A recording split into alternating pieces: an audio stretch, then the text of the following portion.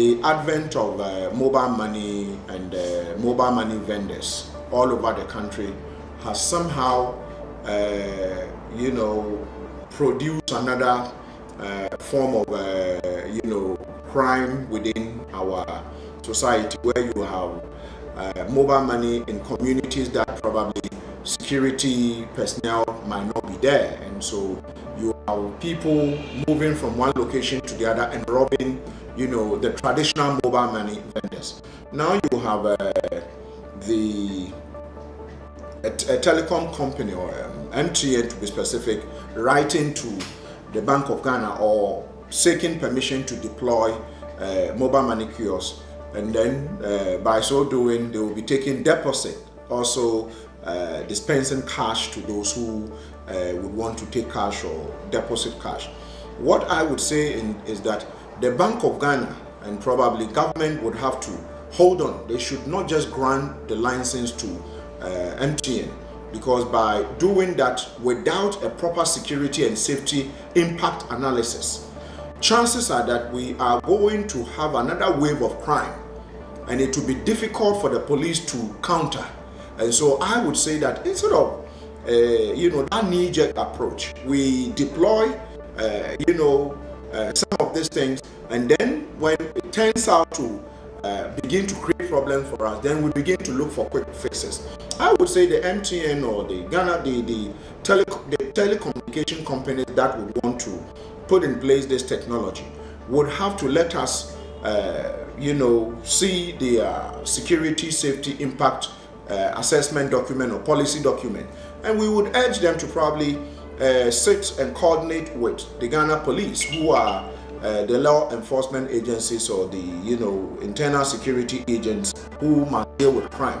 Without that, if these devices or these kiosks are deployed, we are going to have another wave of crime, and it will be very difficult for us to deal with it. Already you have crime has spread all over the country, where you have one crime is taking place here, one is taking place here.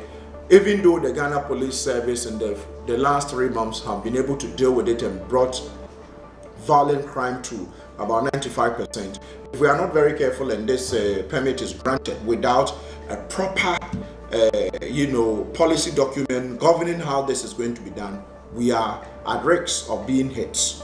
If you look at even the traditional banks have come under a lot of attacks, and so are they the telecom company would have to tell us, are they going to have is it going to be a building where this kiosk will be put in with some form of security, or is it going to be like the normal ATM where they are put in banking halls or they are put at petrol stations? Even with the traditional ATM machines, the banks that own them don't put them just in isolation. They put them at sometimes crowded areas, like maybe the petrol stations. They put them at shopping malls, and then in their own banking halls, because the assumption is that there would be security around that environment. And so when you go there to take money or deposit money, it will be difficult for anybody to rob you. Even that, we have had people getting robbed here and there after taking money from the ATMs.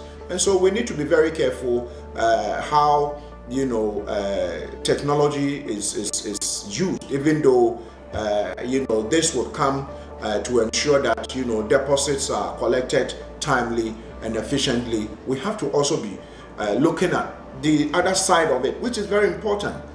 People shouldn't go depositing money or taking money and in the end they get killed, and then the person who is benefiting, which is the company that is taking that deposit or giving out that money, doesn't get to probably suffer any consequences. No life should be lost at all, because the current conventional or the traditional way of mobile money vending all over the country, most of them have suffered a lot of attacks, and the attacks are not limited to just the inner city areas. We've had them on our highways, in villages, in towns that hitherto we didn't have recorded violent crimes. Now someone gets himself some shotgun, locally manufactured pistol, and he thinks that I can spring an attack on a mobile money vending location. And so we need to, I think the Bank of Ghana would have to look at this and let's critique it well. Let's not just allow the telecom company that is, proposing to deploy these machines, even though it will come in to help. We need to look at the consequences of this, because if proper measures are not put in place, if they don't tell us that where these kiosks are going to be installed, there will be enough security, then I would say the Bank of Ghana should not grant them the permit, because if they do, chances are that we are going to suffer, damages that probably we might never be able to come to terms with. I think with the traditional or the current one we have, the vending machines we currently have, the vendors who are currently operating the mobile money kiosks, I would say that somehow the Ghana Police Service through the IGP have found a way to counter the wave of attacks that were taking place. Now they found a way to deal with it. And so if a new technology or a new system is put in place without the inputs of the Ghana Police Service and then the Ministry of Interior, then what happens is that deployment will be done, and then they now have to play a catch-up. And so we need to have a security safety impact assessment policy document to be able to come to the realization that this thing will be good, that thing would not be good. If we don't do it that way, the chances are that we are going to have a situation where they attack us, and you go to put your money in there and you get attacked. And so people will just be waiting for you. When you get there, they take the money from you and they are gone. And so I wouldn't say this, the conventional way of doing it should stop. I think it should continue. It has been helpful, but it has come with a lot of some people losing their lives, some getting shot, and a lot of consequences, but the police have found a way to deal with it. So I wouldn't say it should be stopped. The only thing I am saying at the moment is that the Bank of Ghana should not grant the permit until such a document, all party stakeholders are brought on to deal with it. The other aspect of it has to do with the fact that you have a situation where about 150,000 people who are already vendors for this mobile money,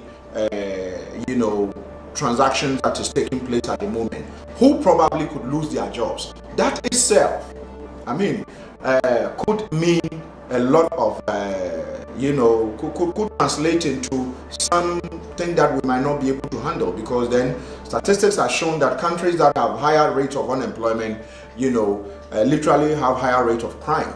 And so if you are going to have 150,000 people who are already in this business and you are bringing in machinery to replace them, then chances are that you are going to have a whole lot of people who are going to be unemployed. And so it means that we need to think twice, because the advance in terms of technology is good, but in our settings, we need to, tread cautiously so that we don't end up getting caged or getting boxed up in a situation where we can't come out of it.